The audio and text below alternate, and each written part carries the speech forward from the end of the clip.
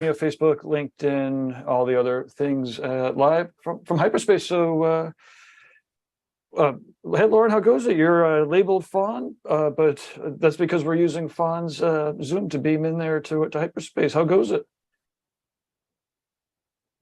It's going. We're going to be doing a second session on my leg today. So I know that you guys we've talked about my leg getting done.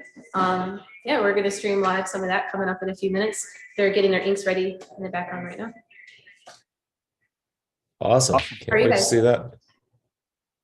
Yeah, doing great. I'm battling a little bit of a sinus headache this morning. We had some nasty weather kind of moving through. It's a dreary day here, but I'll power through it. How was you guys' weekend? Mine was great. I'm just working nonstop. But your site is getting pretty damn close to having getting through the full cycle. I've got another site that's right behind it, and I've got all the software. Oh man, I haven't been. It's fun. I wake up early. I've been going to bed a little early, but I wake up wicked early to work on this stuff. Anyways, I'm excited to beam in with Guy and check out what's going on there in Hyperspace and Fawn, and catch up with you again. Yeah. So Lauren, you guys are just about to get started. Do you normally start this early over there? Not quite this early, but we're going to get started earlier than normal today. Yeah. Well, good. I can't wait to see. I did get a look in person at the first pass of the tattoo when I saw you in Arizona, and it looked really nice. Excited to see. We also have Kyle here. Kyle, do you want to say hi? Hey, what's up, Kyle's Kyle? going to be behind the camera today and around. So this is Hyperspace, you guys. I'm kind of panning. They're picking out their palette here, which is cool. Collab decisions, Yeah. They're asking. Yeah, nice. I was trying to get, now I know where you are. I was trying to get a feel for where you were in the space. I've only been there a couple of times. It's been a little while, but it's really a beautiful spot. Well, it definitely changes, because the last time I was here was in the the fall. Before that was the heat of summer. Kyle again. So yeah, this is going to be a great project. We'll be able to get in a little bit in a few minutes, and really get to talking. So anybody in the chat who has any questions, now would be a good time to ask, and we can get towards those. I'd say 15-20 minutes. Yeah, absolutely. We just have people slowly coming in on the Fireside channel here. Actually, we just lost a couple. We weren't engaging enough. Oh no. That's how I watch live streams too. I pop in for just long enough for people to go, oh, someone's watching, and then I leave. It depends on the platforms, of course. I've been surprised. A lot of our channels, we're getting like 20-minute plus retention. I don't know. Yeah, I mean, all the platforms are crazy, but I'm sharing it out now to more of the Facebooks. But ultimately, sorry. Okay, I guess we got to do something. I do have we have other guests lined up in the future, so we could chat about some of them to tease people. Yeah, do we have 2 guests next week? We do, I believe. We need to get our booking in sync. But I believe we have Andrew from New Zealand and Katie from North Carolina. Yeah. So let's see. Daniel says hi from Portugal. So this is working on the internets. Nice. Yeah, it's funny. You were talking about the view time, how long people watch any given video, and there's nothing more discouraging than going and looking at your videos and seeing the average view time. If even if it's like a 10 or 12-minute video, it's like, wow, people disappear after 3 minutes no matter what. That's crazy. It's like you didn't have 11 minutes. Or I guess I just wasn't exciting enough to watch for 11 minutes. Well, again, it's not average. Well, look at that. Oh, cool. Here we go. Let's tune in here. Yeah, we're just getting our palette down.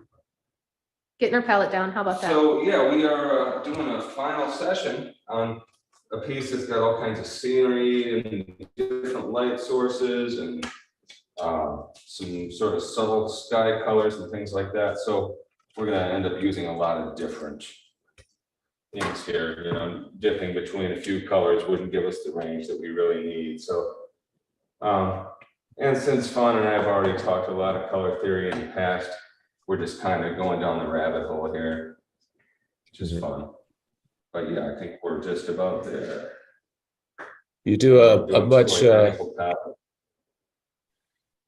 better job of keeping your is that the Method tattoo system there, your shelf, you keep it a lot better organized than me. I spent, God, I don't know, probably 4 or 5 hours organizing it the way that I wanted it, and it's never looked that way again. It's a disaster now. Well, you know, it doesn't stay that way, even if you want it to. And just disclaimer, this got reorganized the other day, you know, and so then it goes through a period of and then you're like, oh man, my inks, and then you do it again. That's kind of how it works. Yeah. You need an ochre too. That's the one I was looking at, the caramely. Yeah. I did. Full. I did find it pretty helpful, especially if you order sets of inks and you really can't tell the subtle differences in a lot of the colors that they send you, and then you set them out that way and you're like, oh, that actually is a little bit warmer than that one, or that one is a little more of a true pink and that one's a little more of a magenta, but you wouldn't notice it when you're looking at the labels or looking at the bottle straight on, but looking at the bottom of the bottles is pretty helpful. I still found that I had 7 reds that were used, that were basically the same thing, but that had subtle differences. But it's cool to look at it that way. Numbers it down deliberately so that it doesn't echo. I fixed the echoes for my phone. I know that Jesse was struggling for a while just to get those storage systems delivered or manufactured. He was really having a hard time. Supply chain. Yeah, he had some real supply chain disruptions for some time. We talked about trying to do some type of sponsorship, through Fireside, and then the deeper we got into it, he started to back off and was like, I don't think if you were able to sell them, or use a discount code or whatever to sell them, he said, I don't think I could deliver them. So, but I think he's got that pretty well worked out now. I believe so. Yeah, it seems like a lot of things have kind of opened up. Sometimes, yeah, it's all there. Yeah. Speaking of Jesse, we have a series coming from the Richmond Tattoo Show that should start tomorrow. I'm testing out a new video editing service, and they were supposed to have a 48-hour turnaround, and here we are about 90 hours in, and I haven't seen a video yet. No, so man, we'll every time I try to use Fiverr or any of those, often by the time I get them back, I have to fucking just redo it. And I know that some of it is just my standard operating procedure. Like, again, I want to get it down to a 4-page document that people can turn around. But on the other hand, yeah, we'll see. Who knows? 90, 100-hour turnaround is not that bad depending on the price. But yeah, loose screw. Jesse's definitely has a very, great eye, and I love the studio there. Yeah, there's Jesse. Super cool place they have there. Yeah, he was doing. So just real quick about Jesse, I remember like fucking 15 years ago, maybe just longer. He was doing like bodysuits back then. It was crazy. Like right from the get-go, we had a couple of real dedicated clients and an eye for large scale work. Mm-hmm. Yeah, he definitely did. We had our first ever podcast with him was at Evergreen, Joshua Carlton's show, and we talked about some of his lessons learned with some of these really large scale pieces and using a lot of really soft pastel color and big open fields and things like that. And it was really an awesome episode. I learned a lot, and it seemed like everyone really got a lot out of it. It was one of our more popular shows for that period of time. These were all really nice. And he the evolution of loose screw, when people exit, he uses it as an opportunity to grow in health, which is great because the crew's always evolving, and it's awesome.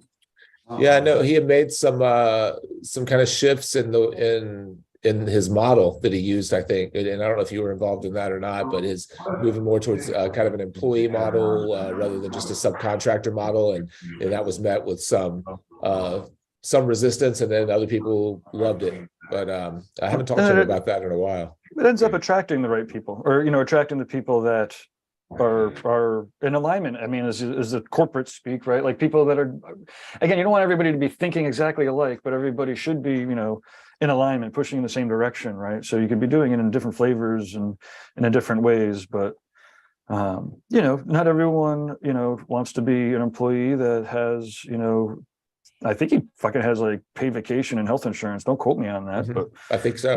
that's the direction he goes in. And I helped him a little bit with stuff, but no, he's always been on his path. He's fired me and hired me over the course of the 2 decades I've known him. Right. I'm pretty excited. I'm gonna get him set up on the new TattooNow pretty soon. Oh, nice. Just as a solo artist, but okay, not for the entire shop. well, not yet, but we'll see. I gotta deliver. Yeah. But Nick Mitchell's obviously we caught up with him at okay, well let's yeah, awesome work. So what is can you guys hear us right now, Guy and Fawn? Yeah, no, maybe not. So I do have the Who the Fuck Did the Awesome Artwork folder. Oh, nice. Okay. So we could potentially run that as a segment. I Okay, did let's do that while they're also setting up. confirm with Derb about a trivia night. We're going to do a trivia night in 2 Sundays. Sunday the 18th. Anybody into trivia night? I think we're going to do like trivia. It might double as the holiday party, the solstice overall holiday party. What type of, just a general trivia night or something tattoo specific? That'd be or art tattoo trivia specific? night. Yeah, Derb. I don't know.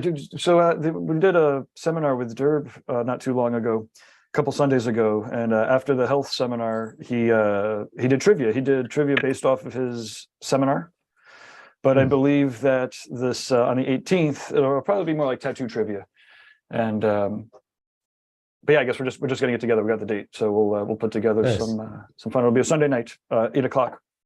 Awesome. Okay, so shall we run the who did it? Who's done it? Yeah, let's do it. We have Okay. a handful of people on the Fireside stream here that maybe can jump There in. we So go. I won't answer if I know. Although I haven't known any of these people so far, so I'm as good at this as I am at trivia. Okay. Video thumbnails have been minimized. This upper. Okay, so here we go. So this is a painting, clearly. So this is a mix of paintings and tattoos. Okay. Maybe we could do a little run. Yeah, maybe just yeah, run this is through a few and then maybe a hint after a couple. I don't know yet. Is this a self-portrait? I don't know. Let's see some tattoos. Okay, that's nice. Yeah. Yeah, it's not familiar to me yet. That's cool. Pretty cool, I like though, huh? it. Yeah. Weird. Yeah. Actually, let me really blow this bizarre. up a little bit. This is a yeah. tough one. This one you'd have to be really on your game. Although by the time we get to the end and you see some more of the paintings, then you won't have to be on your game. Look at that. Yeah. I don't know. I like the color palette that it's transitioning from the paintings to the tattoos. Really muted with just these kind of soft glowing tones. Nice. I don't know. Does anyone? We don't have any answers here Well, yet. even if you did know, I got no answers. It's okay. Yeah. Oh, look at that. This is as much Crazy. of a chance for us to just show off some sick ass. Yeah, I like those hands. Mark here, huh? Yeah. Yeah, huh? Isn't that crazy though? Like Yeah. all of this is like so. I mean, I don't even want to say subtle because it's one of the things that draws your eye to it, right? But Yeah. like those. I love big, like meaty, muscular hands when they're drawn well. I spent most of my formative art years hiding hands, so I didn't have to draw them. Yeah, crazy. So where do you know where this artist is from? I do. The other side of the world from us. Okay. Yeah. Their work has been featured on Drunk Critique before. One of the other pieces that's coming up. Okay.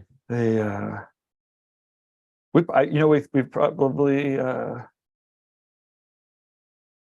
shown his work on here before too. Oh, really? Okay. Let's see here. Let's get some more fun stuff. Not that this is fun, but that's pretty creepy. Oh yeah. Nice little large scale Yeah, that's tattoo nice. work. Lauren, Isn't it can you fun see how this many- work at all? I don't think we have audio connection with them. And we can't figure it out over here. Okay. Okay, the piece that or pieces are coming up that might be recognizable or more recognizable. Kyle, do Yeah. you have Darker or lighter than? Kyle, Guy and I do not know. Nice. Yeah, I don't either. I don't think it's not looking familiar to me. Hopefully these more, the ones that Gabe thinks are more recognizable will. Well, we've got this one here, I Okay. believe we've had on the show Oh, before. I've seen this one. Yeah, Yeah. Reddish? Blue and red maybe, or blue and pink? there's a little signature at the bottom, but I can't make it out. Oh, it's because I'm looking at a reversed a mirror Really? image. Yeah, the way that my monitor is set up, it's a mirrored or flipped image. Yeah. I remember this artist sent this in for drunk critique. Huh. You know, probably like hour 4 or 5 in to drunk Yeah. critique. It was like, what the fuck? 5 hours of drunk critique. Oh wow, Yeah. man, that is a cover up. Good lord. Cover up city. Whoa. Oh. I'll play around in this water. Woo. Ooh, yeah. Let's start. So I do know that one, but I don't know who it Yeah. is. Yeah. Okay, well, I'll be in this. Okay, we'll show off a couple more, Okay. and then he'll be on the show next week. Ha. Oh, okay. This is it's a Jeremy Geddes painting. Yeah. Tattoo of Um, Jeremy Geddes Here, painting. let me fire up his website here. All right. I can stare at Jeremy's work forever. I've never met him. I've really never even I don't know that I would know his face if I saw it, but I know his paintings really well. Yeah, there's a couple of let's see. Oh, geez. Oh, yeah.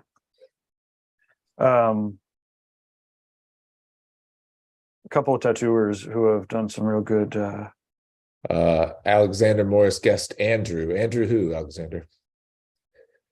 Are we on the right? Oh yeah. Oh no, do we get a winner?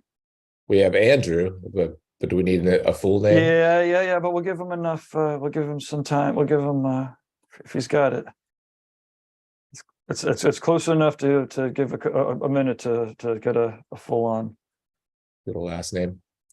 I'm almost there.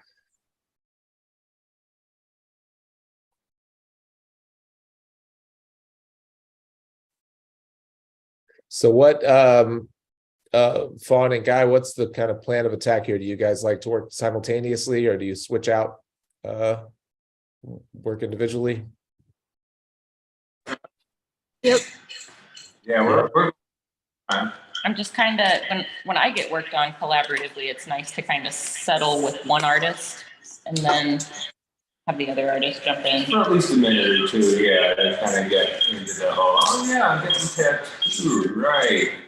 And then you deal with the double winning after that. So to have both artists start at the same time, cold turkey like that, I don't see why that's necessary.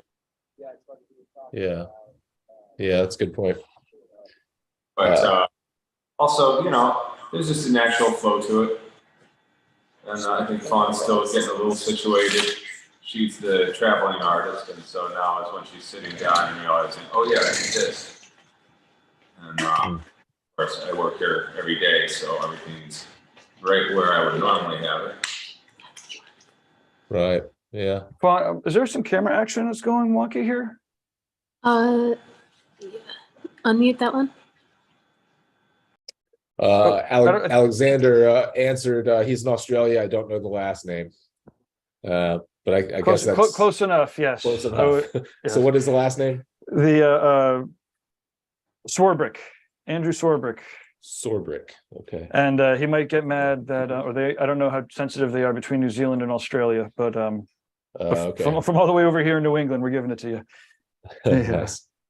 All right. Was there a prize? We didn't announce if there was a prize for winning today. No, but if he emails us, we can get him Make get sure him you get either something. something from Fireside or from Reinventing. Yeah, absolutely. Yeah, one thing I want to say about like Australia and New Zealand, is there's incredible art coming out of both. It's really amazing. I visited Australia in the late 90s, and they were really struggling. There were just a few artists of note at the time, and that was, you know, their conventions were still really kind of very limited. And the sense of community wasn't very strong yet, but they were struggling really to get it off the ground. And then decades later, it's, you know, between Australia and New Zealand, it's really like a hub of amazing tattooing.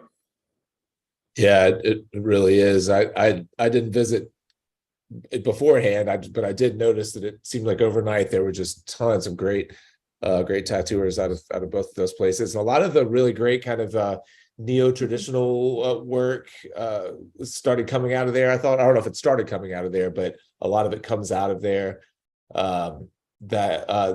Lauren, who was the Australian that was in Phoenix that's so good? We talked about him. He's large scale. Curzon, is he Australian? Matt Cruzon? Yeah, is he Australian? Yeah, I believe so. Yeah, just really, really super clean, beautiful work. Yeah, let me I can fire up some of his. Uses skin, you know, really well. Big, you know, big solid fields of color. Then they fit the body really well. Everything about it's really, really nice. It was cool to see it in person because it's so hard to tell, especially photos like these where they've got the backgrounds and stuff. It's like, I mean, I get the. I mean, it's definitely better. I like how he shows you the.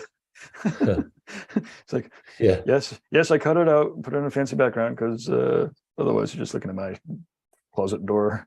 Needs a little finishing. See, all super clean. A lot of muted tones. Still really those strong little contrast. details are cool. I saw one that was healed of his. He was working on a client that obviously was a regular client of his. And I saw a huge healed tiger down a rib cage that was, I don't know how old, but just looked like butter. It was just absolutely flawless. Really nice. There's another one that's from that area that I like a lot. I want to say his name is Jake as well. I don't know his last Jake name. from Australia. I know Jake that from Australia. Guy's been chatting with the Inglorious Hoku. Who? We had. He was recently. On. Yeah. He's been on, and he also recently is, I believe, exiting tattooing. Yeah, announcement. Oh, pretty self-explanatory. As of mid-January, ceased tattooing, working full-time in the games industry. Bam. Oh, wow. Which is sad to lose him, but yeah, what an obviously incredibly yeah, it's really nice. Wow. That gaming industry is just so competitive. There's so many incredible artists working in gaming. Every time I follow that, Andy Chambers introduced me to Peter Moorbacher, and so I started following him, and through him started finding other kind of, I don't know if you call them fantasy. I don't know. They do a lot of the his crew does a lot of the Magic the Gathering paintings, drawings, cards and things, and they're just what's it, Moorbacher? M-O-H-R. Yeah, I got it. Yeah. Oh man, he's just I mean, it's just jaw-droppingly good, and not just him, like everyone that I find that comes from everyone that I find that comes from that world is just amazing. I keep waiting for him to teach a class on that Smarter Art School because I think some of the same crew does. Is it not Steve Fisher? What's the Dan Dos Santos is on there. Dan Dos Santos is on it. Teaches on there. The guy who Rebecca does Guay, maybe. Yeah, Greg Manchess, who's a little different stylistically, does the polar bears and stuff that are so good. And then who's the Dungeons and Dragons guy that has the long gray beard, but he's not very old. He's Fisher. Man, I'm so bad with names. Surely someone watching knows who I'm talking about. Don't leave me hanging. Somebody tell me. His name's Muddy Colors. So this is Muddy Colors is Dan Dos Santos's painting blog. So I've seen that. Yeah, that's great. And the spectrum here, this is like any apprentice in my mind would be like, you should just kind of devour all of them. I don't know, the Spectrum magazine, these are like the best of arts for the year for like fantasy illustration or some such. But whenever anybody's like, you can't get, emotion out of digital art, I'm just like, I don't know what to fucking tell you, but looking at 3 of those pages, you could definitely get emotion out of digital art. I don't know, it's different. I'm not saying it's the same or anything. I'm just saying that that's, you could do a lot. And they're tackling AI. Yeah, I was watching a pretty interesting little interview that Proco did, or one of his Draftsman podcasts, where they were talking about AI generated art. They had a pretty philosophical conversation going for a while. That was good. They didn't just dismiss it, or they didn't fully adopt, fully adopt it either. But I've got to look up. Sorry, I'm going to look up who this other person is before it drives me crazy. Smarter Art School. Can you? Well, I can do it. I'm going to Smart Art School. Smart. I got it up here. Okay. The guy, he's teaching a joint class with Greg Manchess. He does the dragons and stuff. It's really good. He's paints on copper a decent amount, and I've actually been painting a little bit. I've been doing a couple of landscapes on copper that I'm still kind of struggling with. I like it a lot, but I think it's affected my process a lot. I'm trying to really use the copper as best I can to come through, and I end up not painting the way that I normally would. Yeah, go to right, and then Scott Fisher. Is that right? Yeah, probably. Sounds right. Yeah, that might be it. All of these, huh? Yeah. I think they're really.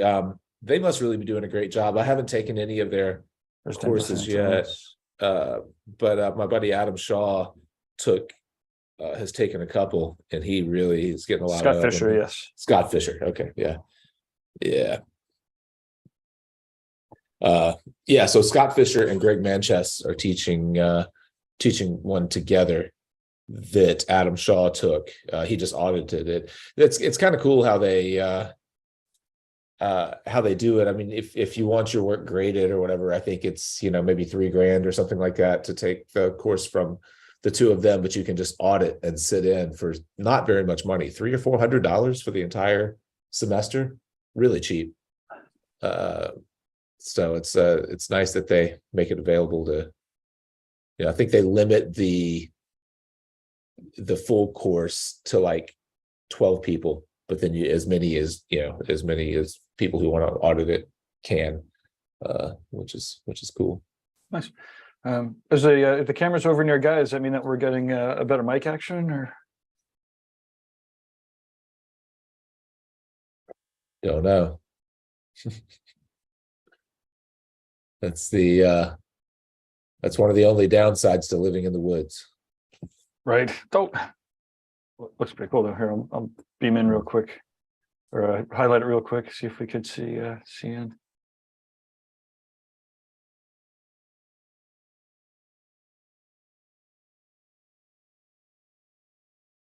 Cool. Fawn, what machine are you using? It looked really squatty when you were wrapping it up.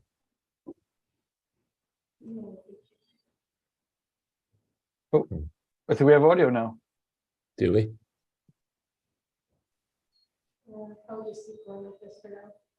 Oh, maybe not. Yeah, I don't hear any audio. I mean, I hear audio, but I don't hear any responses to anything that we've said. So Yeah. I mean, it is amazing that we are able to beam in there at all. For years, I would be like, hey, wait, Guy, we seem to be having like a phone call for, more than 15 minutes. Like, we could probably do some computer stuff. And then like every year or two, I'd convince them to give it a shot. And then it would work for like 15 minutes. It would be amazing. And then it would stop working and it would be like, oh, motherfucker. Because a cloud cover would like change or something. Right. And, and then I'd be, a year would go by and I'd be like, I think that we could do this again. He'd be like, no, it fucking blows here. It sucks. I've tried a million ways. Because he lives it every day. I don't, and about another year later, I convinced him to try and it would work for about 20 minutes and it would be amazing. And then it would shit the bed because, rain came in or something. But I think it was like 2 years ago, just pre-COVID. I don't know. Hope he remembers more than I do. All of a sudden, there was like a solid internet connection, at least cellularly. Yeah, And, yeah. We run into the same thing. My assistant, Allie, she lives just out of town, not far, really, a 20-minute drive probably from my house. And here I am with fiber optic, getting 400 megabits down, and she can't upload a YouTube video from her house. It's crazy. She ends up having to come to the studio or to do any kind of work for me, because it just doesn't it work. It's okay for a week and then it craps the bed again. So so we're getting a couple of comments here. We've got what does this say? No name is the name. Says audio is good, but only for Gabe and Jake. So yeah, that's all right. Well, at least we're getting to watch something, watch some live tattooing, best that we can see it. I would like to get a little better idea of their kind of process and how they're thinking about it, but there's probably not much hope of that. We'll just have to watch and guess, make up our own process. Oh no, let's not go there. You don't want to make the MSTK 3000 of tattoo videos. What is that? What was the MSTK Mystery 3000? Yeah, Mystery Science. Yeah. Oh. Yeah, probably shouldn't. So tell you want to update us a little bit on some of the TattooNow projects that you're working on? Or are you not allowed to talk about No, I'm pretty psyched. I've got a couple of them. I've got almost a full event schedule coming up next year, and it's a lot of fun. Obviously for a while there I was doing my own thing. Now I get to help other people do their thing. So the next event is in New Mexico. It's Queercation Tattoo Conference. So it's a LGBTQ POC queer, safe, and ally tattoo event.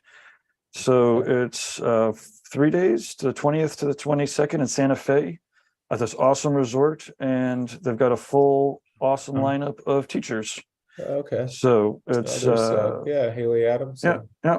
She's and she's done the Live in the Castro podcasts. So there's a lot of these folks have been interviewed. Leslie, she's an awesome painter, musician. From I don't want to say back in the day. I don't know if there's an easy way to say people have been around for awesome lengths of time. But anyway, so this is one of the next events, and tickets are moving. So that's pretty awesome. Yeah, and nice. Then I don't know any of the other people yet. Is Haley still doing her podcast or no? Yes. Oh, hold on. My computer's doing bad things, potentially. Okay, I'm back. Yes, but I don't know when the next one is. And then we have our inspiring tours. It sounds like they are getting the audio set up, but let me, while we're talking about events. I've been doing these small little micro events. So, and then we're doing one, obviously, April 14th to the 16th, Inspiring Business. With Jake and Gabe. So we'll be doing our 2 days dedicated to the 7 people. Nikki's fair. No, I was gonna say I'm excited to see the venue, the bed and breakfast. I haven't been there yet. It looks awesome though. It is fantastic. It's like Jiminy Peak, only way smaller. It's so awesome. And then right afterwards, Nikki Simpson and Teach Poole will be doing some tattooing. So it's another 3 days of tattooing and a half day of what do you call them? Portfolio critiques. Right. And then the week before us is Nick Baxter and Sean Barber. So they're doing 4 days. It's 2,500. They're doing a full day each. One of, let's see if I can get this off my head. Portrait, plein air, a still life, and then tattooing. And there's 1 or 2 spots left. I think there's one or two for that. And then, so yeah, those are the inspiring tours. And yeah, so those are the 2 sets of events that I have coming up. And then we're doing Black and Gray Week again down in Unify Tattoo in Florida. Yeah, Bart's place. That'll be cool. Who? Yeah. Oh shit! Look at this. We're up close here. Okay. Yeah. Do you have commits for Black and Gray Week? Who do you know who's gonna be teaching? We do, or at least we have like Bob is confirmed, presuming he's not going to be in a rock and roll show. And then we have Pepper and yeah, a couple other people are all lined up. I'll be announcing that lineup pretty soon. Nice. We have a question from Chris saying, asking if straight people are allowed to go. I guess to the absolutely, of course. Yeah, I would it's imagine so. Queer plus and allies. All allies are welcome, of course. Yeah. No assholes though. Right. That's probably the goal at most shows, if you can get away with that, or if you can pull it off. Let's see. No Name is the Name asks. That was one of the things that hit me about the press release. They were like, how it's, you're not sure if a tattoo show or convention's, safe or not. Yeah. And I was like, no. Oh, wait. That's it. It's like, it's easy for us to go to any convention that we want to, wherever, and not have to worry about it at all. Yeah. Not everyone, for better or worse, has that luxury at the moment. So this is a spot where everybody can go. And absolutely, if you're in LA, feel free to go. And please support. Yeah. We have another question here on asking, I don't know who they're asking, but asking if single needle cartridges are much different from a 3-round liner, or is 3-round liner enough for fine lines? I've never used single needles for really anything. I don't know if I have the fine enough eyesight to tell the difference between a 3-needle liner and a single needle liner. 3 small enough for me. Yeah, I could comment on that. Okay. You're not going to see a lot of difference. I mean, I'm using a type 5 right now for this stuff. I think that once you're getting down to the size where it requires a single, you're probably getting so fine that you're risking something that isn't going to hold up very well with time. The other thing I've noticed is that if you pull a line with a single needle and in the same tattoo, pull some lines with a 3, and I did a bit of that early in my career, the single needle stuff tended to have more blowouts and dropouts in it because it was one needle, and of course you're going to have all kinds of little blowouts and dropouts throughout the length of any line that you do. But when there's 3 needles running parallel, those blowouts and dropouts kind of average each other out, and it looks like a smoother line.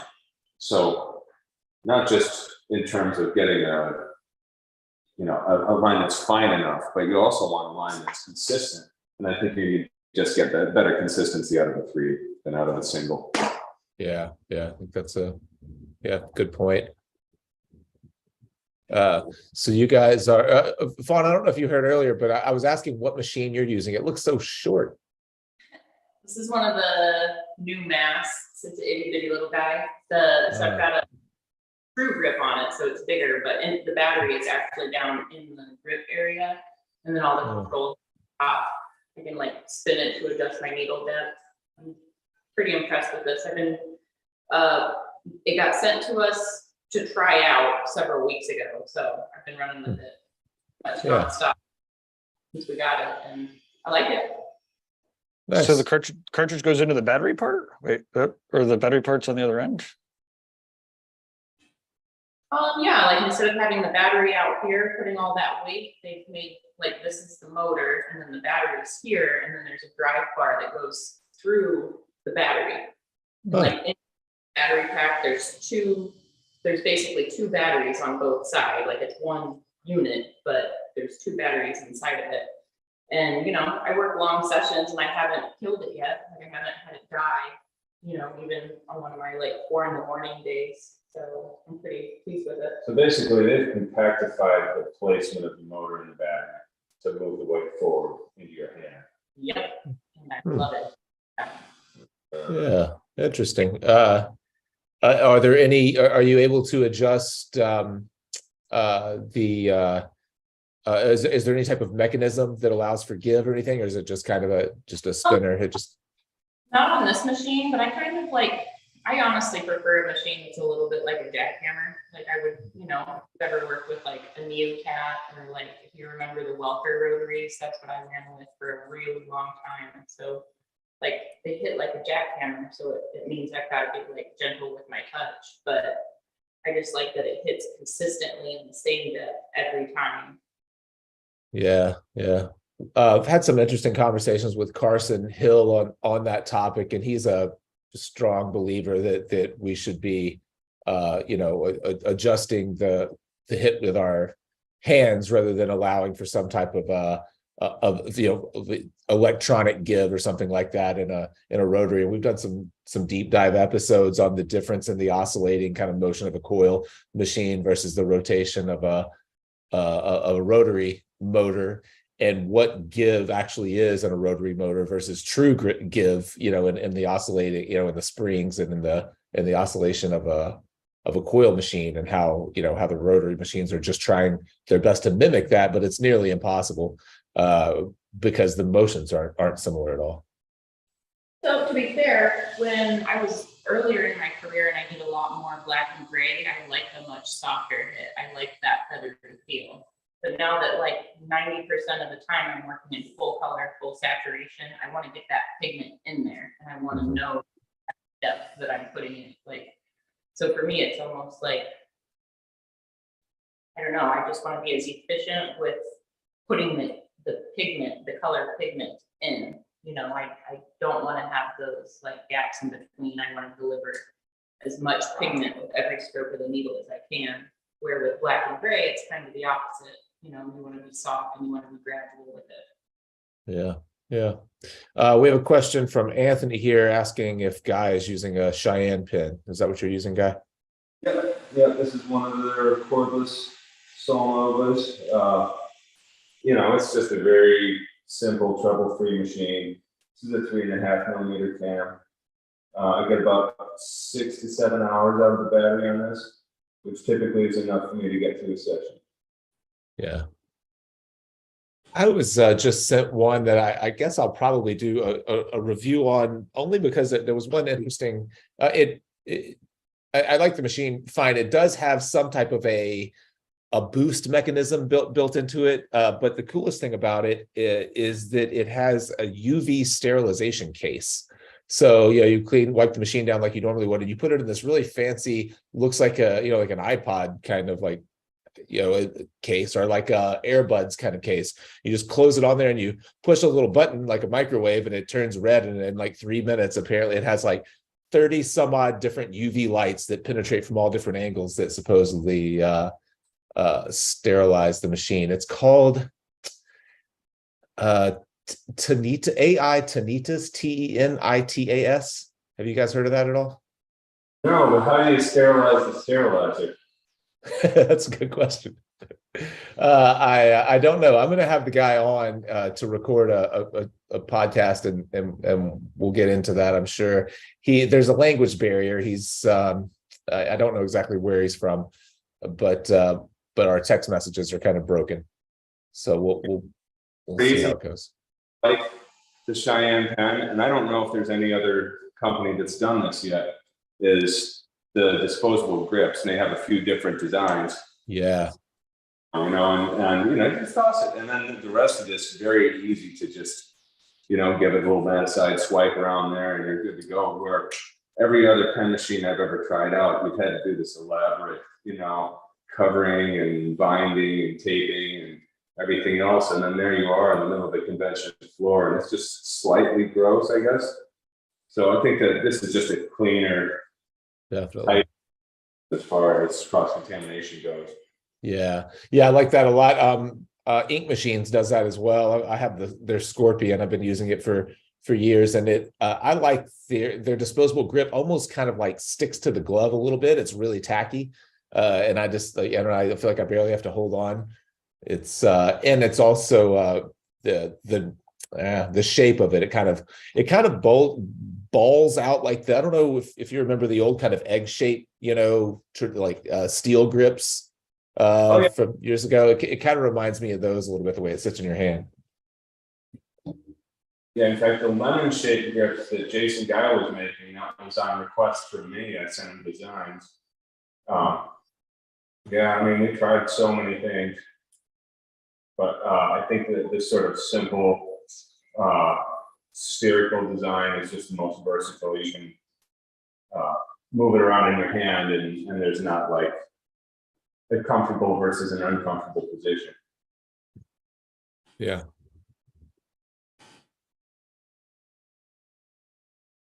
So how often when you're working side by side like this, are you looking over at what the other one is doing and adjusting your approach based on that? Just thinking in terms of like, I mean, I guess your light sources are all pretty well established at this point, but as far as, pushing contrast or playing with edges or anything like that, are you kind of in your own world? Or are you trying to collaborate still at this point? Well, we definitely talked things through a little bit before we got started. And anytime I'm not sure about something, if Fawn's not sure about something, we'll just ask, hey, what do you think of blah, blah, blah. We're kind of doing different zones right now. So like she's working in an area that's got different lighting than what I'm doing. So I'm not really that worried about us matching or keeping them consistent. I don't know, this sort of kind of happens pretty naturally. I think that when it comes to collaborations, you want to leave a lot of freedom to move, but you also don't want to let it become a disaster, And I think that the most important thing is to just establish early on where your strong blacks are going to be and where they're not going to be. And I think that if you've decided that much, there's very few things that can go wrong for that. Yeah. That's I think that's true. Just getting the basic kind of light and shadow form separated early on solves such a huge chunk of your problems. So Anthony's just Anthony, who asked about the Cheyenne, says he's using the same machine, but the 4.0, the 4mm stroke. So do you buy those machine, or is it interchangeable strokes, or do you just order the machine with the stroke that you want from Cheyenne? They're not interchangeable. It's not like Carson's machine. Gotcha. You can swap out the cams. Mm-hmm. I think that that's part of making it run as efficiently as possible, and it doesn't produce a lot of sound or waste heat, so it's not spending energy on clacketing. You know what I mean? Just making, if the machine is loud, that's where some of your power is going, is towards vibrating the air. Mm-hmm. And if some of your energy is going towards waste heat. And there's also a possibility that your client is having to absorb some of that excess energy as well. So they're not just getting poked, but they're also getting punched. And that's why you want to be running efficiently. A perfect world, you're going to have exactly the right amount of power to get your needle group into the skin and not any extra. Yeah. I have no idea. Just slow? Slower, yeah. I mean, pretty much anytime I start a new machine, I find myself using a little bit more power, and then after a couple tattoos, I can find where that minimum is. And it might be different from tattoo to tattoo also. The larger piece, I might have it running a little faster since I'm moving faster. Or someone, more sun beaten or whatever, I'll typically use a little more power. Is the Solnova, is that the one that you adjust voltage just by tilting the machine with your hand? Is that right? Yeah. I don't know if you can hear this, but hold the button. And there's no readout, so you don't know what the voltage actually is? No, but yeah, if you're relying on a numeric readout, then you're not in tune with your process. You should be able to, it's clear to feel it, I don't know. I mean, I'm kind of old school. I think that you should be able to do this by feel. And numbers can lie. You can get the wrong idea from the numbers. And part of the feel is also, how is the skin responding? Does it feel like the ink is going in plus a little extra, in which case scale that kind of power? Or is it, you're wiping and it's not saturating enough, add a little power. Your numbers aren't going to tell you how well the ink's going in the skin. Your eyes are going to tell you that. Yeah. So yeah, that's my crotchety old man advice of the day. Yeah. Well, even for so many years, there were, the power supplies didn't have any, or no power supply that I had for the first probably 10 years of my career had a digital readout at all. You just listen to it. The Aaron guy from Tatcom, he's a wicked nerd, like wicked programmer, assembly language nerd, and he's like, I don't know if he's like, I don't want to call anybody out necessarily, but if you run like the instruments to test out the numbers to see if they're actually the numbers, you might just be surprised. To Guy's point. I'm actually supposed to do a show with him this afternoon. We were going to do it Awesome. yesterday and didn't, but I'm interested to get some of his feedback. He walked me through his setup, which is in his living room, I guess, and it's just an absolute like chaotic like mess of wires and old screens, and it reminded me of the movie The Fly. Whenever or like Brazil, or yeah, he is a full-on engineer. Him and his buddy, they are, like I said, their assembly language, like, well, I mean, even more than assembly language, like circuitry on the board. They'll put the circuitry on the board and then write the assembly language to interact with it. It's pretty awesome. Yeah. Also, versus voltage and the different variables, and the importance of calculating your hand speed. He had hinted towards a hand speed calculator when we were doing the heat that was coded very, very intricately. That I think we talked to him about too. I think that's cool, but in practice, I think that is what we call overthinking. Yeah, I'll be interested to see how that. He briefly showed me that hand speed calculator, and I couldn't think of how it would be useful to me. But I am interested to learn more about it and hear what he has to say. I think that just in terms of like on an academic level, learning more about the tattooing process, but in terms of using it on a day-to-day basis, again, if you can't tell from your own senses, then I don't know. I just think you really ultimately have to be able to rely on your senses. Does it feel right? Is this that feeling that I get when the ink is going in just right, or is this that too weak feeling or that too strong feeling? I mean, you should be able to figure that out, because the numbers are not going to tell you anything. And or then looking at the numbers on the screen and then looking at your hand speed calculator to see if you're moving your hand the right speed for your voltage, then, I mean, you might as well turn your brain off. I don't know. Yeah, no, I agree. But I do think for just the academic side of it, it would be interesting to hear what he has to say. So I can't imagine that it would be useful in practice, but who knows? For some people it may. But my guess is that it's there to help people think about the different variables that go into it, other than just the number on the screen, right? It's like, these are the other things that adjust. Like, I guess you'll find out, I couldn't imagine he's like, you should be waving your hand at 80, rotations per second. I think it's more like, if your machine is doing this and the needles are doing that, then these are the different, we'll see. I guess it'll be fun. Yeah. I like the techie part on the JavaScript is cool. Would be useful is if you were to have several different video clips of different styles of working. And it says, if this is your style of working, your hand speed is roughly this, and I recommend this voltage, right? I think that's as far as people are going to take it, but actually knowing what their working style is like, because people do have different working styles. Some people whip shade more, and some people have more of a pendulum motion, and there's different styles of working, and it could be that there are different recommended voltages for each of those. But, you know, once again, once you're actually doing it, and you wipe the skin to see if the ink went in or not, that's what matters. Mm-hmm. Mm-hmm. Yeah. Well, are we up against the hour here? It looks like we are. Yep.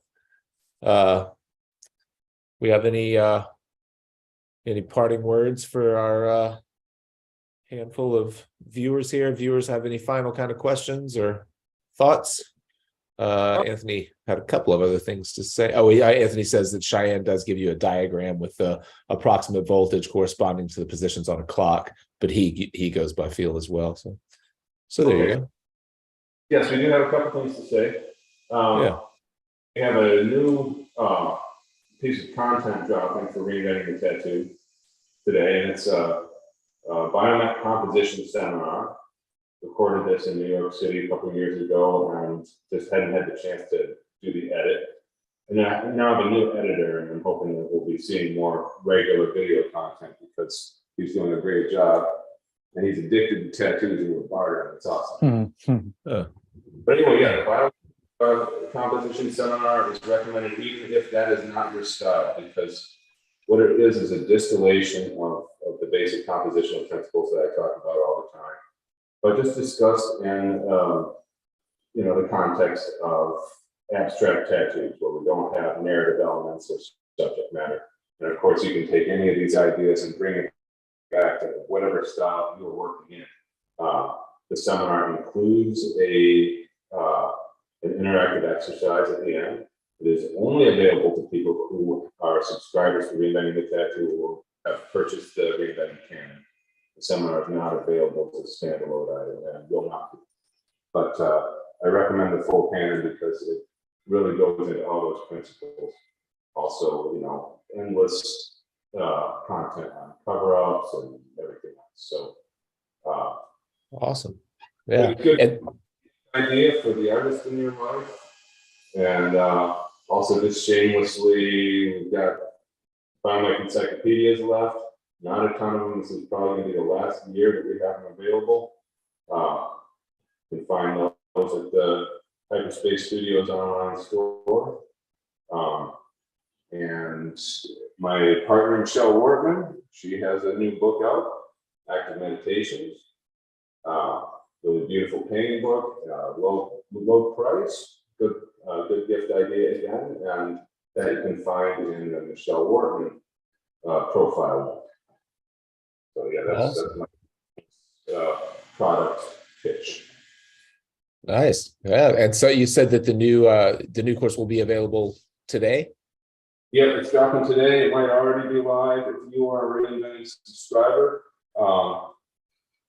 check it out. I mean, go look in the place you would normally look for new content. And if it's not there yet, Sandy's still getting it installed, but it's a beast. I'm really happy about it. I think one of the most exciting pieces of new content that we've added all year, regardless if you're a bio artist or not. Awesome. Well, yeah, can't wait to check it out. Sounds exciting. Cool. Gabe, have we said it all? Yeah. Well, you should probably plug the new Fireside membership areas, and the courses are up. And yeah, everything's up on the switch has been flipped. FiresideTattoo.com. We're constantly going back and taking this massive catalog of the last decade and trying to keyword organize it and build clips so that all of the interviews and technique episodes and drawing episodes that we've done over the last 10 years are cohesive and easy to search and find, and we don't have to depend on YouTube playlists, which are the bane of my existence. So I'm excited about that. So we're slowly adding, not slowly, we're as quickly as we can adding deep dive pages is what we're calling them for every episode that we've ever done. And so what you can do is go to Tattoo Topics and search by drawing or technical tattoo or business and mindset or whatever, and look at everything that we've ever put out eventually. Right now we already have, what do we have, 20 some odd pages though, 20 deep dives. So yeah, they're awesome. Just reading through them, it's they're like full articles. Instead of getting lost to time, they'll be accessible, and people can enjoy them. Right. Cool. And it's free. Just show up and go through them. So exciting. All right. Okay. Well, thanks. Atomic Injections says, much love. Thank you guys. Guy, Jake, Fawn, Don, Gabe. Haha. Thanks everybody. Awesome. Okay. Well, cheers. We'll catch. So next week we have two guests again. So yeah, we'll keep doing this every 11 o'clock on Mondays, and we'll get an intro next time. Perfect. Yeah. Awesome. Did get that done. Awesome. Everybody have a good week. Thank you. Thanks, Guy. Thanks, Fawn. Thanks, Thanks. Lauren, Kyle.